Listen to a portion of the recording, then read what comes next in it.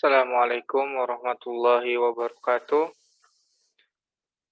Alhamdulillah di kesempatan pagi ini kita bisa berjumpa lagi dengan Ustadz ya. 2 kali hari ini, IPA dan bahasa Sunda. Nah, untuk bahasa Sunda kita akan masuk ke bab selanjutnya yaitu karangan narasi.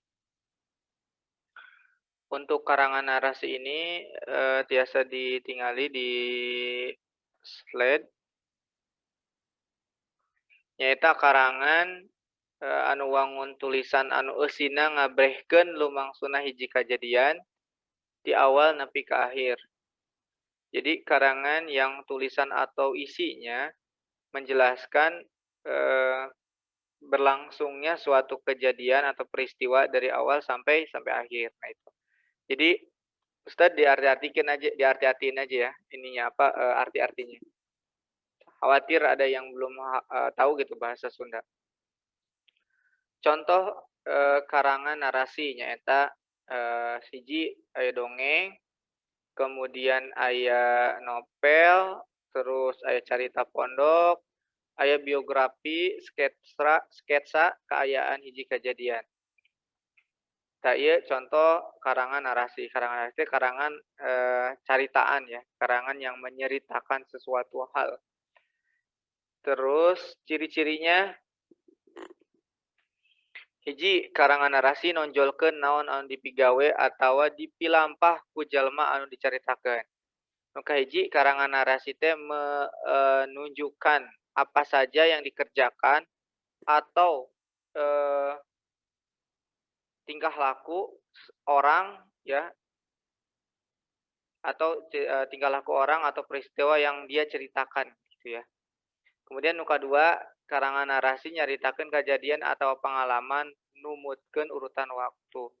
Yang kedua, karangan narasi menceritakan eh, kejadian atau pengalaman sesuai dengan urutan waktu, ya. Kemudian yang ketiga, nu katilu karangan narasi ditunjukkeun pikeun ngajentrekeun kejadian anu sabenerna. Karangan narasi ditujukan buat menjelaskan memperinci lah ya, memperinci kejadian yang sebenarnya. Lain merupakan ceritaan rekaan atau fiksi, bukan merupakan ceritaan buatan ataupun bohong ya. Kemudian karangan narasi biasanya dibumbuan ku konflik. Karangan narasi biasanya dibumbuhi oleh permasalahan ya, supaya ceritaan leuwih hirup jeung ngabogaan daya tarik pikeun dibaca. Supaya ceritanya lebih hidup serta punya daya tarik buat yang membacanya. Dan yang terakhir nih ciri-ciri karangan narasi,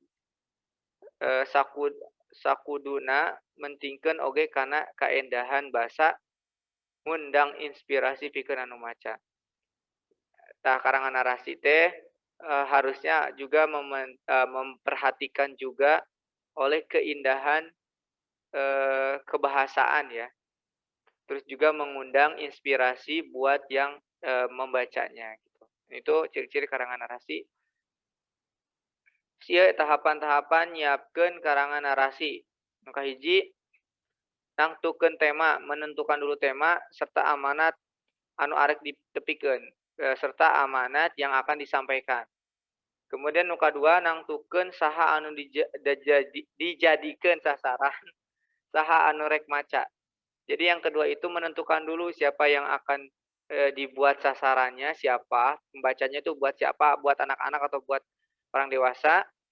Terus saha anu rek macana. Ya, jadi orang dewasa atau anak-anak. Jadi disesuaikan ceritanya. Kalau cerita orang dewasa harus disesuaikan dengan cerita orang dewasa. Kalau cerita anak-anak harus disesuaikan dengan cerita anak-anak. Mungkin bahasanya lebih disederhanakan lagi, maksudnya seperti itu. Nyiapkeun rancangan kejadian-kejadian utama anu rek dicaritakeun. Menyiapkan perencanaan kejadian-kejadian yang paling utama yang mau diceritakan gitu ya. Terus nu kaopat nangtukeun mana kejadian-kejadian anu rek ditempatkeun di awal, di tengah, serta di akhir.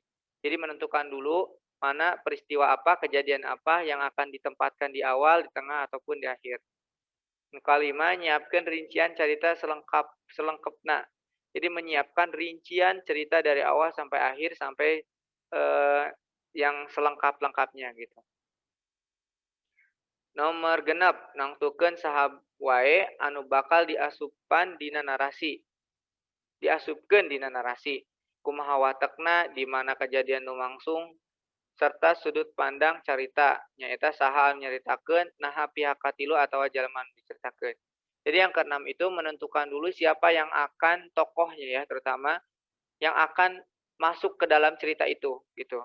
Baik dari sifatnya itu siapa, sifat baiknya itu siapa orangnya, sifat jeleknya siapa gitu. Terus di mana tempatnya, latarnya dulu gitu ya, latar, tokoh ya, kemudian juga alur ceritanya mau gimana gitu, sudut pandangnya menggunakan atau dia yang menceritakan ataupun pihak yang lain yang akan menceritakan.